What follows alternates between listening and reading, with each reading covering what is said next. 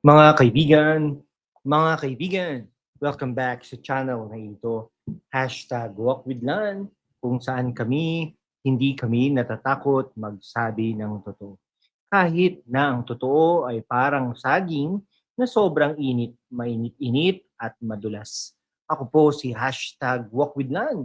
Sila no, ng Walk with Lan.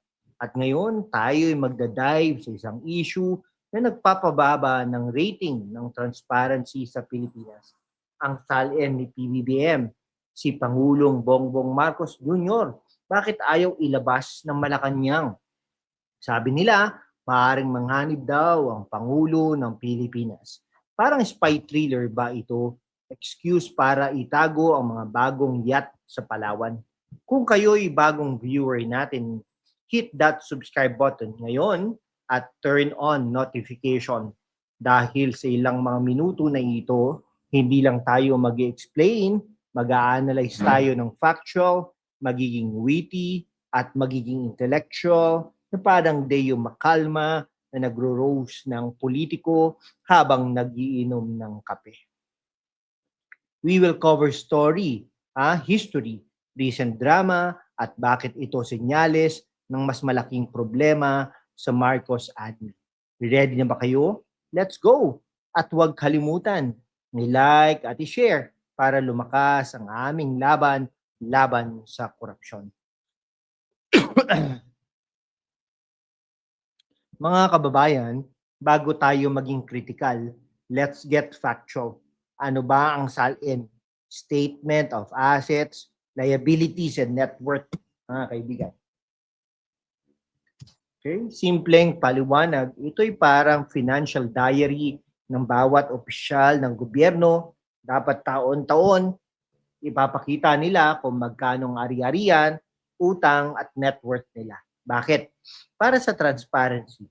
Ayon sa Republic Act 6713, Code of Conduct for Public Officials, public document ito. Hindi lihim na diary ni Anne Frank. Imaginein mo, sa isang demokrasya, no? Isang demokrasya, kung hindi mo makikita ang pera ng mga pinuno mo, paano mo malalaman kung hindi sila nagiging rich sa bulsa ng bayan? Noong 2016, si Duterte pa, madali pang makuha ang salin. Libre, photocopy lang. Pero 2018, pinatigil ng Ombudsman Samuel Martires, alay ni Digong, na kailangan ng consent muna ng opisyal. Resulta, mga 90% ng salin request denied. Ayon sa PCIJ report, parang baon sa bulsa ng korupsyon. Ito'y parang diet plan ng politiko. Sinasabi nilang healthy ang transparency, pero deep inside, full sugar ang kanilang lifestyle. At ngayon, 2025 na, bagong ombudsman na, si Boying Rimulya. Inilip niya ang restrictions noong October 14. Dapat open season na, pero wait, enter Malacanang. Ngayon, let's zoom in kay PBBM back in 2022. Election, si Bongbong, ang tanging presidential bet na ayaw mag-release ng salin publicly. Sabi niya, private matter. Habang si BBM's rival like Robredo at Pacquiao, naglabas agad. Ayon sa Rappler, Marcos Jr. na lang ang hindi nag-comply sa voluntary disclosure ng COMELEC. Bakit? Legacy ng tatay niya.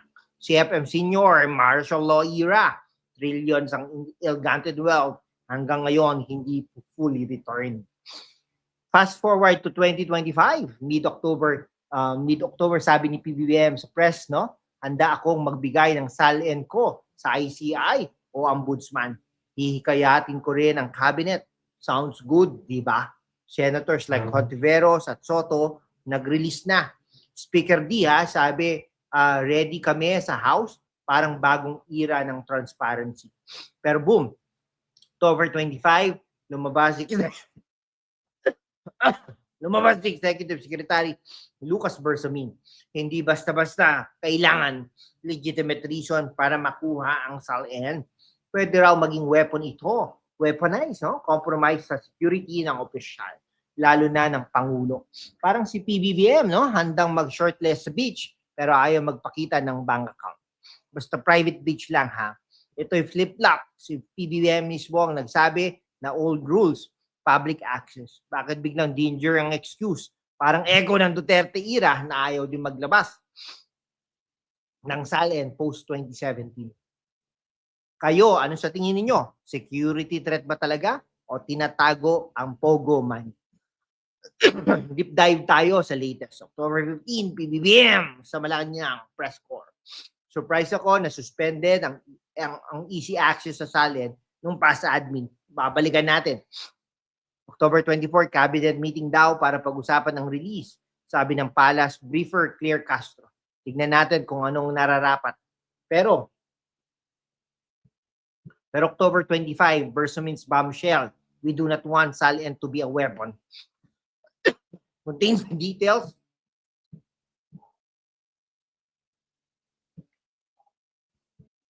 Okay. So parang tignan natin anong nararapat. Pero October 25, Bersamin's bombshell. We do not want SALN to be a weapon.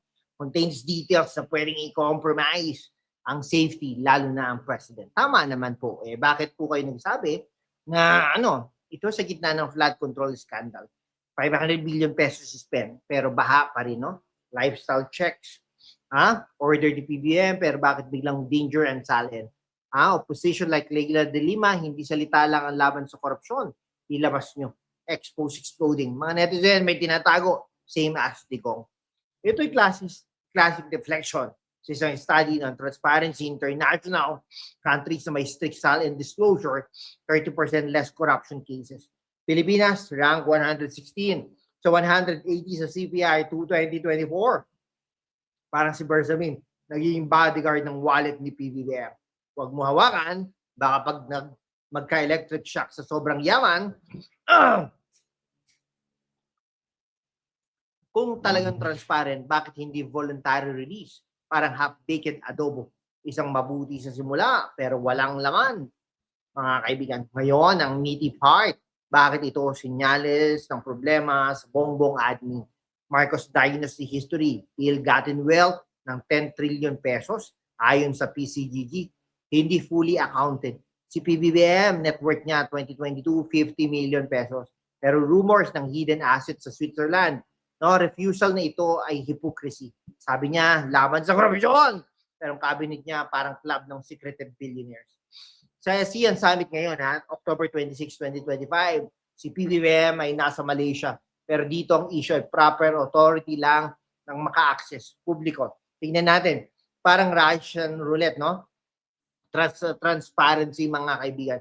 Si PBBM parang magician, abracadabra, SALN coin na wala. Ito erosion ng checks and balances. Kung hindi makita ng tao ang yaman, paano tayo makakasiguro na hindi pa ulit-ulit ang martial law plan? Mga supporters, defend nyo kung may proof, pero facts don't lie. Ito'y pattern. Flood projects fail, bogus drive, budget anomalies, lahat under Marcos watch. Subscribe para sa updates. Susundan natin kung lalabas ba talaga. Mga kaibigan, sa ilang mga minuto na ito, nakita natin, SALN ni PBBM, hindi lang papel. Ito'y barometer ng tunay na pagbabago. Hindi danger ang issue, kundi takot sa scrutiny. Parang si PBBM handang mag-selfie sa summit, pero ayaw mag-self-audit sa yaman.